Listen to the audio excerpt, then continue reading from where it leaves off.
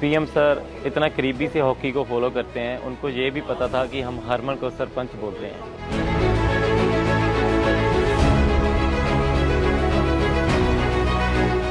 PM Modi sir जी की एक ही बात याद है ओलंपिक जाने से पहले कि हार जीत तो होती रहती है, बस अपनी परफॉर्मेंस पे फोकस करो और अच्छे से खेल के जीत के आओ।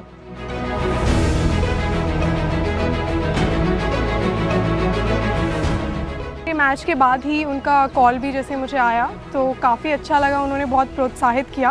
पीएम की मोटिवेशन स्पोर्ट्स में ही नहीं, ज़िंदगी में बहुत काम आती है। मैं प्रधानमंत्री से मिलने के लिए बहुत उत्साहित हूँ।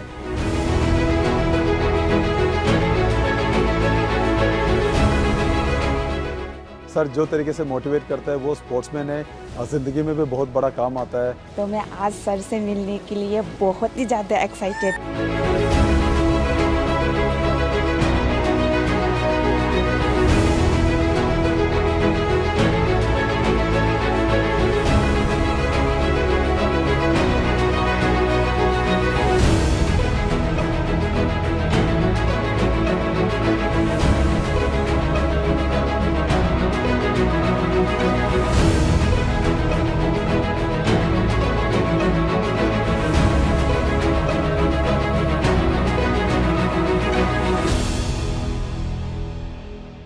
हम तो भैया आप लोगों से गप्पे लगाएंगे। अच्छा, आप में से कितने हैं जो हार करके आए हैं? सबसे पहले तो दिमाग में से निकाल दीजिए कि आप हार करके आए हैं। आप देश का झंडा ऊंचा करके आए हैं और आप कुछ सीख करके गए हैं। और इसलिए खेल ही एक ऐसा क्षेत्र है दोस्तों कि जहां कभी कोई हारता नहीं है, हर कोई सीखता है। और इसलिए मैं पहला तो आप लोगों से आग्रह से कहूँगा, इसलिए मैंने जानबूझ करके कहा जरा हाथ ऊपर करो लेकिन अच्छा हुआ 80% लोगों ने हाथ ऊपर नहीं किया, मतलब वो मेरी बात को समझते हैं। जिन्होंने हाथ ऊपर किया उन्होंने नम्रता के कारण किया है, विवेक के कारण किया है। लेकिन मैं उनसे भी आग्रह करूँगा कि हमें ये सोचना नहीं है कि हम पीछे रह गए हैं, हम बहुत कुछ सीख करके आए हैं। तो मेरी बात आपको मंजूर है? ऐसे नहीं, जोर से बताइए, खिलाड़ी है आप तो। अच्छा, मैं तो कुछ जानना चाहता हूं भैया। जो मैदान में आपने किया वो तो पूरी दुनिया ने देखा, मैदान के सिवाय क्या क्या किया वो बताइए। दुनिया के कई प्लेयरों से दोस्ती हुई होगी, बहुत कुछ जाना होगा, आपको लगा होगा यार हमारे यहाँ भी ऐसा होता तो अच्छा होता, ऐसा कुछ हुआ होगा ना? तो मैं ऐसा कुछ सुनना चाहता हूँ आप लोगों से। कौन बताएगा? जी सर, सबसे पहले नमस्ते आपको। एंड लक्ष्य को जब मैं पहली बार मिला तो इतना छोटा था आज काफ़ी बड़ा हो गया। जैसा कि टूर्नामेंट मेरा रहा, काफ़ी लंबे मैचेस रहे वहाँ पे शुरुआत के दिन से। तो मेरा ज़्यादा करके मेरा फोकस मैचेस पे रहता था। बट ये जब भी हमें फ्री टाइम मिलता था हम लोग सबके साथ डिनर करने जाते थे और काफ़ी सारे एथलीट्स वहाँ पे मिले जिनको देख के आई थिंक काफ़ी कुछ सीखा और हमने उनके साथ एक डाइनिंग रूम शेयर किया। आई थिंक वो एक बड़ी बात थी। एंड आई थिंक और जो वो वहाँ का माहौल था, आई थिंक ये मेरा सबसे पहला ओलंपिक्स था और जो मैं एक्सपीरियंस किया वहाँ पे वो काफ़ी अच्छा था। जैसे कि इतने बड़े स्टेडियम में खेलना, इतना क्राउड आपको देख रहा है, तो फर्स्ट 2-3 मैचेस में थोड़ा नर्वस भी था। बट जैसे ही टूर्नामेंट चलता गया मेरा वो बेटर होता गया। बट आई थिंक मेरे लिए एक बहुत बड़ा भाई तुम तो देवभूमि से हो लेकिन आपको मालूम है अब इस बार आप एकदम से सेलिब्रिटी बन गए हो। जी सर, मेरा मैचेस के टाइम तो मैं फ़ोन प्रकाश सर ने ले लिया था और बोला कि अभी जब तक मैचेस नहीं हो जाते तब तक फ़ोन नहीं मिलेगा। बट यस, उसके बाद आई थिंक काफ़ी लोगों ने सपोर्ट दिया। बट मैं यही कहना चाहूँगा, मेरा एक अच्छा लर्निंग एक्सपीरियंस था। थोड़ा हार्ट ब्रेकिंग भी था कि मैं इतने क्लोज आके रह गया। बट मैं आने वाले टाइम में और बेटर करूँगा अपना तो results। प्रकाश सर इतने डिसिप्लिन स्ट्रिक्ट थे, तो अगली बार मैं उन्हीं को भेजूंगा। ज़रूर सर, ज़रूर। लेकिन बहुत कुछ सीखा होगा ना, क्योंकि देखिए मैं बताता हूँ, अच्छा होता आप जीत करके आते होते, लेकिन आपके खेल को जिनको पता भी नहीं है खेल क्या है, वो भी घंटों तक देखते रहते हैं, बार बार रील देखते हैं। जिस प्रकार से आपने खेला है, लोगों को लगता है नहीं विदेश के लोग खेलते हैं, ऐसा नहीं हमारे बच्चे भी खेलते हैं, ये भाव पैदा हुआ है। जी सर, आई थिंक वो एक दो शॉट ऐसे मैंने खेले थे जो काफ़ी फेमस हो गए थे, बट आई थिंक ओवरऑल जैसा मैंने टूर्नामेंट खेला, मैं चाहूँगा कि और आगे जो आने वाले बच्चे हैं जो बैडमिंटन लेते हैं, मैं उनको और मतलब और इंस्पायर करूँ और ऐसे ही खेलते रहूँ। बहुत बढ़िया। अच्छा, एसी नहीं था और गर्मी बहुत लगती थी, तो सबसे पहले कौन चिल्लाया था कि ये क्या कर रहा है मोदी, बातें तो बड़ी करता है, हैं? एसी भी नहीं है कमरे में, हम क्या करें? कौन कौन थे जिसको सबसे ज़्यादा परेशानी हुई? लेकिन मुझे पता चला उसके कुछ ही घंटों में आपकी वो काम भी पूरा कर दिया था। सबको मिल गया था ना एसी तुरंत। हाँ, देखिए इतनी ख्याल रखा जाता है खिलाड़ियों का, इसका सब लोग तुरंत एक्ट करते हैं। नमस्कार सर, मेरा नाम अंजुम मौडगिल है, मैं शूटिंग स्पोर्ट्स से हूँ। तो मैं बस जनरल एक्सपीरियंस जो मेरा सेकेंड ओलंपिक्स था और कुछ पॉइंट से मेरा फाइनल्स में नहीं रहा, बट एज एन इंडियन और एज एन एथलीट मैंने ये चीज़ एक्सपीरियंस की जी, जो एथलीट्स हर दिन एक्सपीरियंस करते हैं कि एकदम खुशी अपना कोई भी गोल अचीव करने में और एकदम से निराशा, वो ओलंपिक्स के टाइम पे इंडिया की परफॉर्मेंस की वजह से पूरे देश ने एक्सपीरियंस किया। एक दिन मनु के मेडल पे एकदम खुश, फिर काफ़ी इंसिडेंट्स हुए जिसमें फोर्थ रहे, और विनेश का जो लाइक पूरी स्टोरी थी वो बहुत ही डिसहार्टनिंग थी। फिर और हॉकी का जो मैच था उसके बाद वो खुशी, जो एथलीट्स हम नॉर्मल लाइफ में हर दिन एक्सपीरियंस करते डिफरेंट इमोशंस, वो पूरे देश ने एक्सपीरियंस किया इस 10 दिन में। और आई थिंक एक इंडिया में स्पोर्ट्स कल्चर बढ़ाने के लिए ये गेम्स बहुत ही अच्छा टाइम पे आई, एंड आई थिंक इसके आगे से लोग बहुत अच्छे से हमारी स्पोर्टिंग जर्नी को समझेंगे और जो भी पॉजिटिव चेंजेस हैं वो और भी बेटर होंगे आगे के टाइम पे। आपकी बात सही है, सिर्फ आप लोगों ने नहीं, हिंदुस्तान के हर कोने में वही मिजाज था। सब लोग अगर थोड़ा सा हल्का फुल्का दिखता तो यहाँ बेचैन हो जाते थे। वो यहीं पर जैसे कार चलाते हैं ना, अगर हमें ड्राइविंग आता है और हम पीछे बैठे हैं तो ब्रेक तो आगे वाले को लगाने, लेकिन पैर हम दबाते हैं पीछे। तो वैसे ही खिलाड़ी वहाँ खेलते थे और लोग हाथ पैर इधर ऊपर ऊपर नीचे कर रहे थे। श्रीजेश, आपने ये रिटायर्ड होने का निर्णय पहले कर लिया था मन में कि क्या था? सर नमस्ते सर। थोड़ा साल से सोच रहा था सर। मेरे टीम वालों ने बोल रहे भाई कब छोड़ेगा, यही क्वेश्चन आ रहा था मेरे ऊपर। बट मुझे ऐसा लग रहा था सर, मैंने 2002 में पहले बार कैंप में गया और 2004 में फर्स्ट इंटरनेशनल खेला जूनियर टीम में, तब से खेल के आ रहा हूँ। तो मैंने सोचा 20 साल से अपना देश के लिए खेल रहा हूँ तो एक अच्छा प्लेटफॉर्म से रिटायरमेंट लेना है। तो ओलंपिक्स ऐसा एक प्लेटफॉर्म है सर जहाँ पे पूरा दुनिया अपना फेस्टिवल मनाता है, तो सोचा इससे अच्छा तो मौका मिलेगा नहीं, इसलिए तो एक अच्छा डिसीजन। लेकिन मैं बताता हूँ ये टीम आपको तो मिस करेगी ही करेगी, लेकिन टीम ने आपकी विदाई शानदार की। ऐसा ये टीम को बधाई है, सरपंच साहब ने बड़ा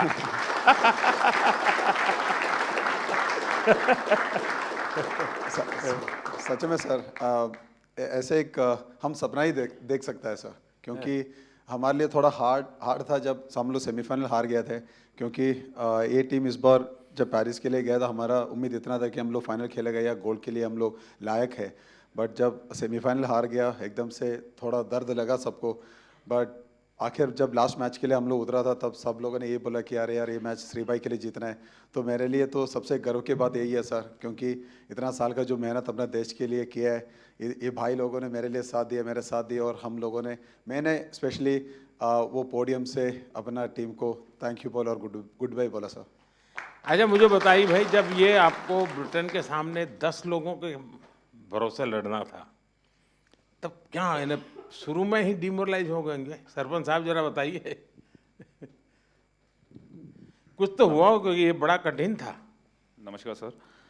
जी बिल्कुल सर, काफ़ी कठिन था क्योंकि पहले ही क्वार्टर में गार्ड हो गया था हमारे प्लेयर को, एंड बट आई थिंक जो कोचिंग स्टाफ है हमारे, उन्होंने काफ़ी हेल्प की है हमारी, और हम विजुअलाइज करते थे कि हर सिचुएशन को, क्योंकि ओलंपिक में कुछ भी हो सकता है सर, सरप्राइजली।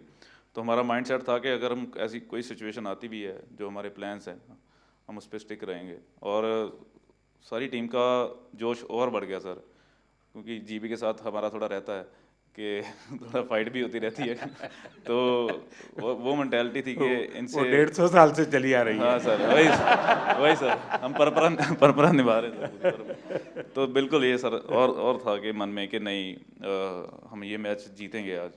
तो बहुत अच्छा रहा कि 1-1 ड्रा रहा सर, उसके बाद शूट आउट पे हम जीते हैं। तो एक वो, क्योंकि ये ऐसा कभी सारी हिस्ट्री में नहीं हुआ सर ओलंपिक में। एंड एक और खुशी की बात थी कि हमने जो ऑस्ट्रेलिया को हराया सर, वो भी हमारे लिए बहुत बड़ी बात थी कि 52 ईयर्स के बाद हमने बड़े प्लेटफॉर्म में ऑस्ट्रेलिया को हराया। वैसे भी आपने सारे रिकॉर्ड तोड़े हैं 52 साल के। जी जी सर, 2 बार ओलंपिक में बार लगातार, ये भी बहुत बड़ा काम है। जी सर। आप तो भाई यंगेस्ट से नमस्ते सर जी। हैं, सब कहते होंगे तो थे जी। ये मत करो वो मत करो, आप थोड़े डर जाते होंगे। इस कम उम्र में जी बहुत बुरा समय देखा जी मैंने। तो मेरे मम्मी पापा 10 साल के छोड़ के चले गए थे, देश को सौंप गए थे। फिर बस यही सपना था कि उनका ओलंपिक में मेडल लाए, और मेरा भी यही सपना, भाई ओलंपिक में मेडल देना देश को।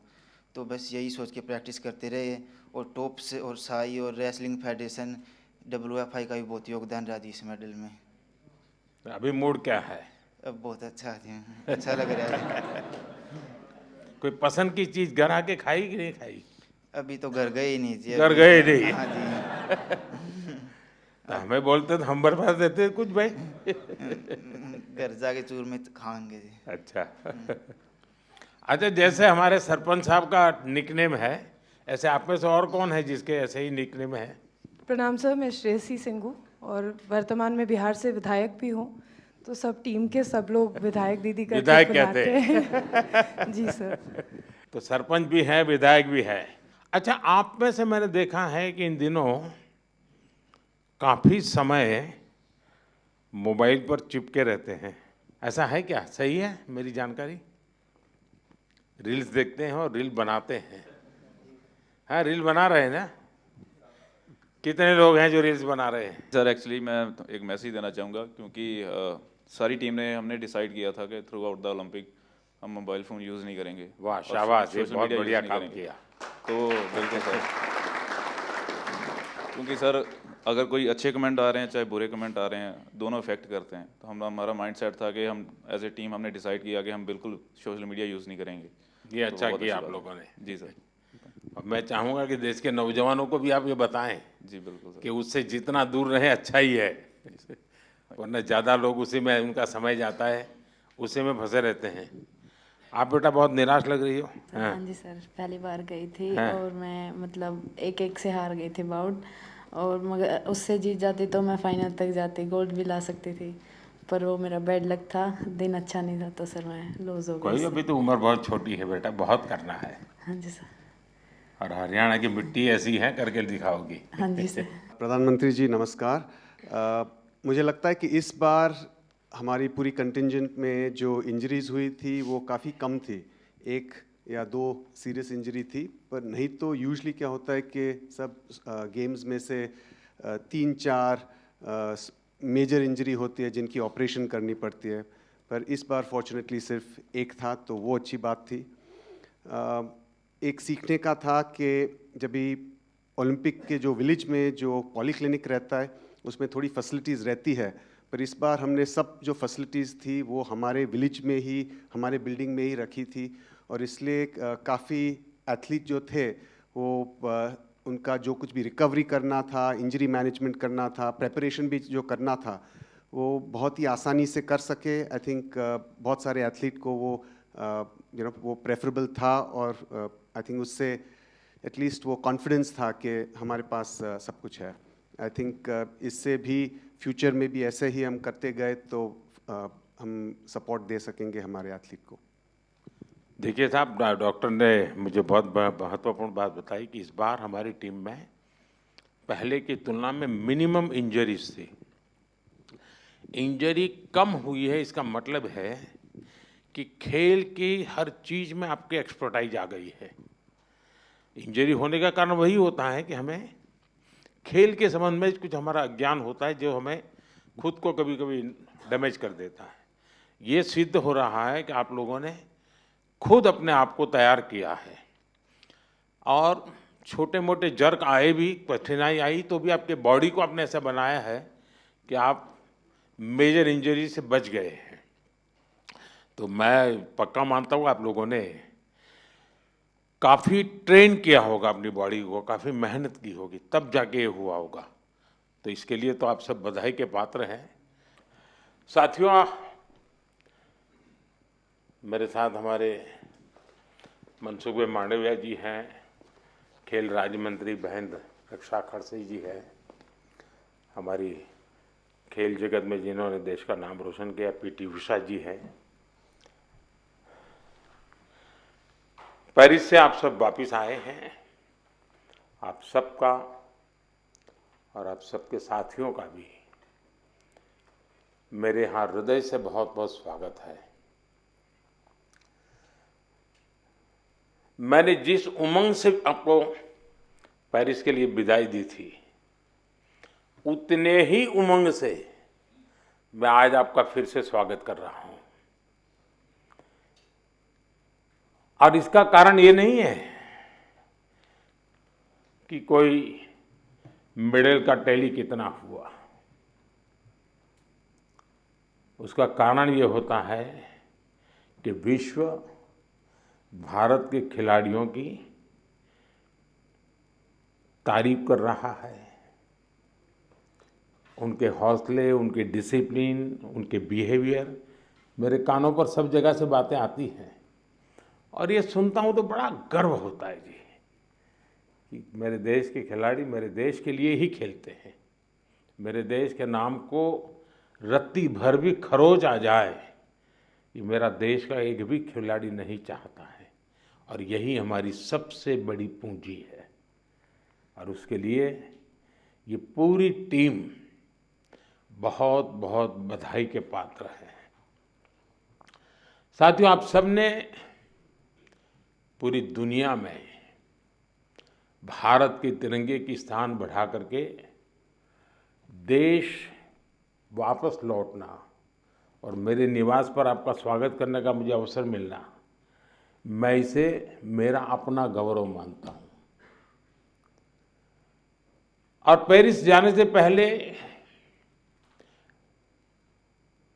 जो जाते हैं उनको भी पता होता है कि हमें अपना बेस्ट देना है, और मैंने हमेशा यही कहा है सबको कि आपको अपना बेस्ट देना है, और आपने दिया है। दूसरी बात है, हमारे खिलाड़ी उम्र में बहुत छोटे हैं और अभी से ये अनुभव मिला है, तो आगे हमारे पास एक लंबी समय है अधिक अचीव करने का, और वो आप जरूर करेंगे। इस अनुभव का लाभ देश को मिलेगा।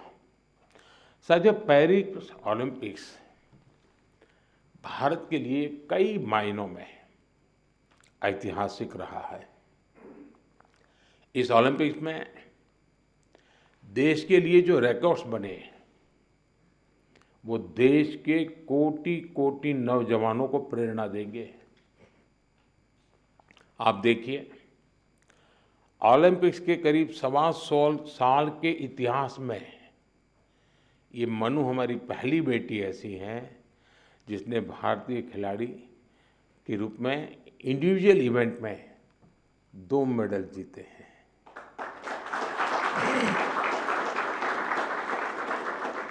हमारा नीरज पहला ऐसा भारतीय खिलाड़ी है जिन्होंने इंडिविजुअल इवेंट में गोल्ड और सिल्वर जीते।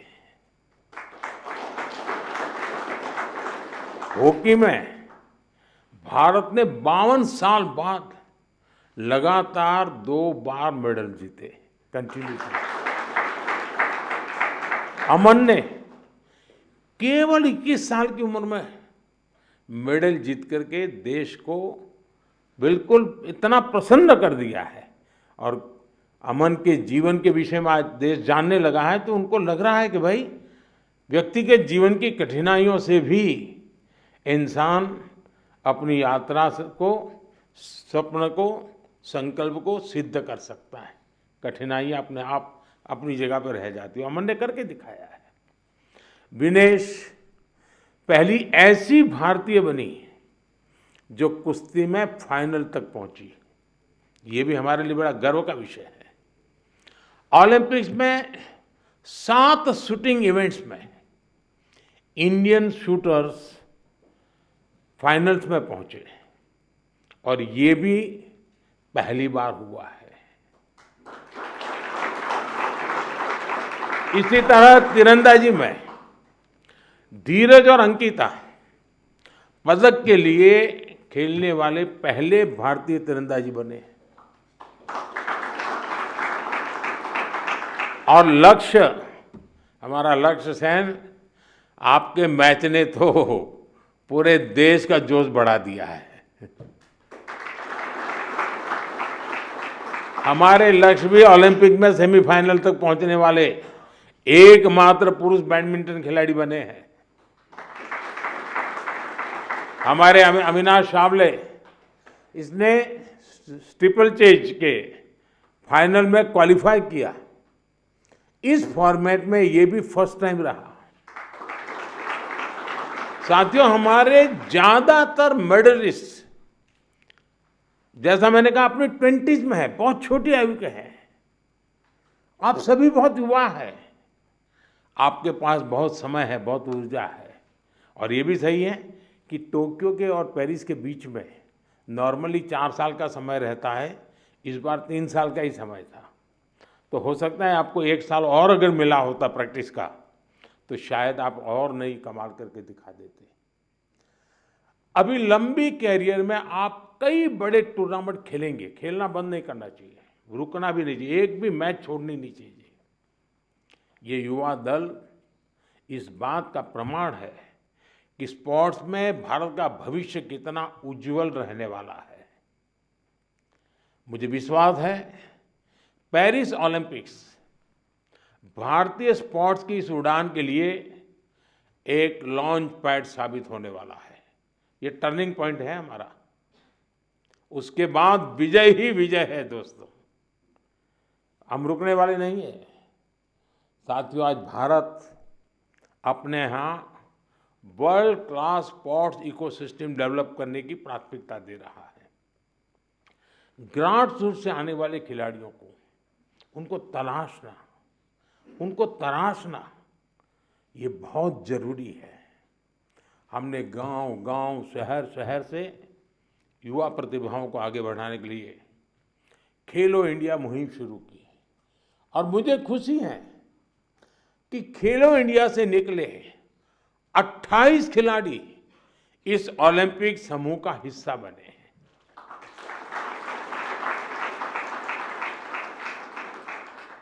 अमन है, अनंतजीत है, धीरज है, सर्वजोत है, इन सब ने खेलो इंडिया एथलीट के रूप में अपनी जर्नी शुरू की थी। और इससे हुआ ये है कि खेलो इंडिया में खेलना और जी भर के जीतना, ये एक बहुत बड़ा अहम हिंदुस्तान का कार्यक्रम बन चुका है जी। मैं मानता हूँ मैं खेलो इंडिया को और तवज्जो देनी है और ताकत देनी है। उसी में से हमें अच्छे नए होनहार खिलाड़ी मिलने वाले हैं। आपकी तरह ही खेलो इंडिया एथलीट्स की एक बड़ी फौज देश के लिए तैयार हो रही है। हमारे खिलाड़ियों को सुविधाओं और संसाधनों की कमी न पड़े, ट्रेनिंग में दिक्कत ना आए, इसके लिए बजट भी लगातार बढ़ाया जा रहा है। सबको पता है कि किसी भी खिलाड़ी के लिए ज्यादा से ज्यादा कंपटीशन में हिस्सा लेना कितना आवश्यक है। मुझे संतोष है कि ओलंपिक्स से के पहले आपको अनेकों इंटरनेशनल कंपटीशन का एक्सपोजर मिला है।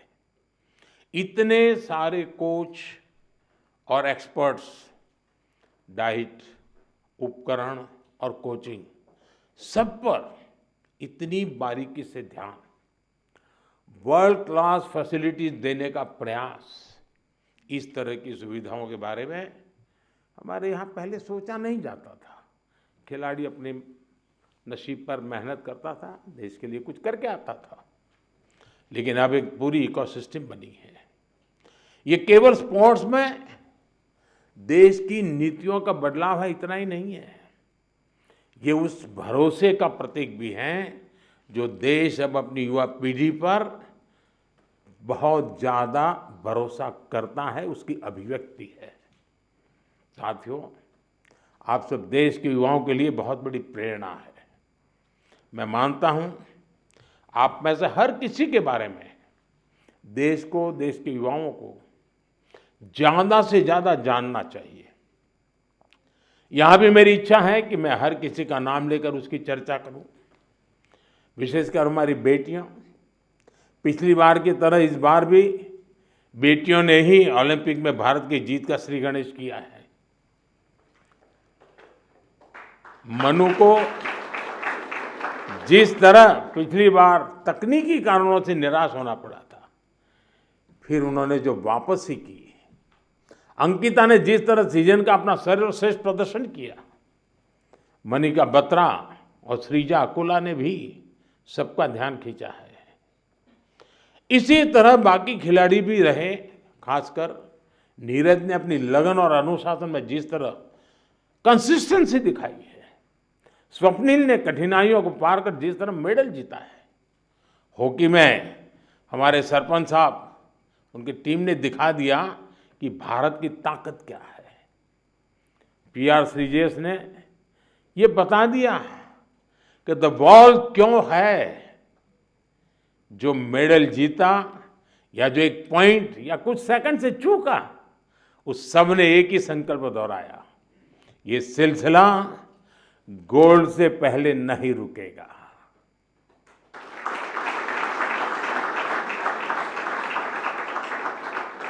मैं मानता हूं इससे देश के युवाओं को बहुत कुछ सीखने को मिलेगा।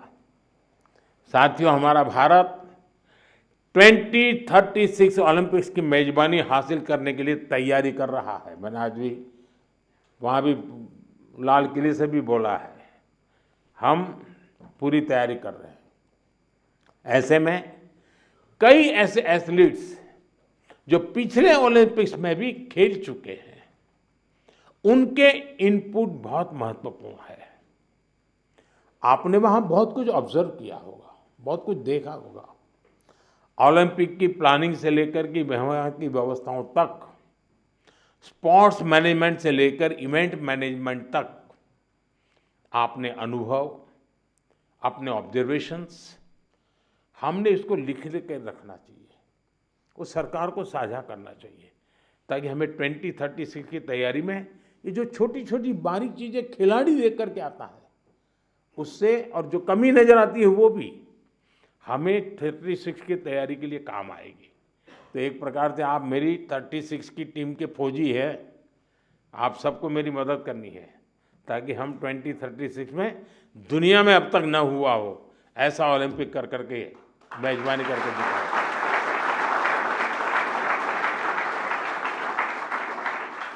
मैं चाहूँगा कि खेल मंत्रालय इसके लिए एक ड्राफ्ट बनाए और सभी खिलाड़ियों से उनके डिटेल में फीडबैक लें, उनके सुझाव लें, तो हम जरूर तैयारी अच्छी तरह कर पाएंगे। साथियों, भारतीय स्पोर्ट्स में और कैसे इम्प्रूवमेंट हो सकता है, इससे आइडियाज भी, जो चीज़ खिलाड़ी बता सकता है ना, जो चीज़ कोच बता सकता है, वो हम मैनेजर लोग नहीं बता सकते। और इसलिए आप लोगों के इनपुट बहुत ज़रूरी है, आपके आइडियाज़ बहुत ज़रूरी है। आप पर भविष्य के खिलाड़ियों को मोटिवेट करने, उन्हें आगे बढ़ाने का भी दायित्व है। और लोग तैयार होने चाहिए, आगे बढ़ने चाहिए। आप सोशल मीडिया स्पेसेस पर युवाओं से जुड़ सकते हैं और जुड़ते भी हैं, करते भी हैं, बातें उनको प्रेरित करें। खेल मंत्रालय और दूसरी संस्थाएं भी इस तरह से इंटरेक्शन सेशन आयोजित करवा सकती हैं अलग अलग ग्रुप के लोगों के साथ। तो ये लोग अपना अनुभव शेयर करेंगे। मेरे सामने शायद बोलते नहीं हैं, लेकिन बाहर तो बहुत कुछ बोल सकते हैं ये लोग। साथियों, आप सबसे मुझे मिलने का अवसर मिला, और जब आप आए और मैं आपको ऐसे ही जाने दूं तो फिर बात अधूरी रह जाएगी। और इसलिए मैं तो कुछ न कुछ आपके जिम्मे काम छोड़ने ही वाला हूँ। और पहले भी जब भी मैंने आपको कुछ कहा है, आपने जरूर उसको पूरा करने का प्रयास किया है। देखिए, जो साथी टोक्यो ओलंपिक के बाद आए थे, उन्होंने मैंने स्कूलों में जाने और युवाओं से मिलने का आग्रह किया था, और उन्होंने किया था, उसका लाभ भी हुआ है। आज देश पर्यावरण की रक्षा के लिए एक पेड़ माँ के नाम अभियान चला रहा है। मैं आप सबसे कहूँगा, आप भी उससे जुड़े, अपनी माँ को लेकर के एक पेड़ लगाइए। पेरिस को भी याद कीजिए और पेड़ लगाइए। अगर माँ नहीं है तो माँ की तस्वीर लेकर के खड़े रहिए और पेड़ लगाइए। आप में से ज़्यादातर खिलाड़ी गांव की पृष्ठभूमि से हैं, सामान्य परिवार की पृष्ठभूमि से हैं। आपने पेरिस में भी देखा है, और इस बार के पेरिस के ओलंपिक की विशेषता थी, वो पर्यावरण को प्रमोट कर रहे थे। उन्होंने एनवायरनमेंट फ्रेंडली सारा वहाँ पर इकोसिस्टम डेवलप किया था। आप भी अपने गांव जाए तो वहाँ के लोगों को नेचुरल फार्मिंग, प्राकृतिक खेती, केमिकल फ्री खेती, हमारी धरती माता की भी रक्षा हमको करनी है, ये बात उनको बताइए। और इन सब के साथ दूसरे नौजवान साथियों को स्पोर्ट्स के जुड़ने के लिए, फिटनेस के लिए उनको प्रेरित करना चाहिए। फिटनेस की तरफ आप ही उनको गाइड कर सकते हैं, और मैं मानता हूं कि इससे बहुत बड़ा लाभ होगा। साथियों, मुझे विश्वास है आप सब सदा सर्वदा देश का नाम रोशन करेंगे। विकसित भारत की हमारी यात्रा युवा प्रतिभाओं की सफलता से और ज़्यादा खूबसूरत बनने वाली है। इसी कामना के साथ मेरी फिर से एक बार आप सबको बहुत बहुत शुभकामनाएं हैं। मेरे लिए आप सब अचीवर हैं। आप में से कोई ऐसा नहीं है जिसने कुछ अचीव नहीं किया है। और जब मेरे देश से ऐसे नौजवान कुछ अचीव करके आते हैं ना, तो उसी के भरोसे देश भी अचीव करने की तैयारी कर लेता है। बहुत बहुत बधाई, बहुत बहुत शुभकामनाएं दोस्तों। Thank you.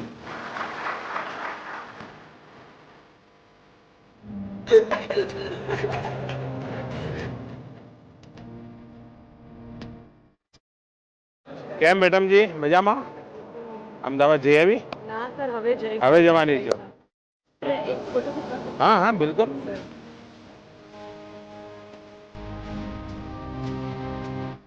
सबसे बहुत छोटी एथलीट हुई हमारी 14 साल की, पहली बार कंटीजेंट। उस दिन मेरा परिचय हुआ था। अच्छा।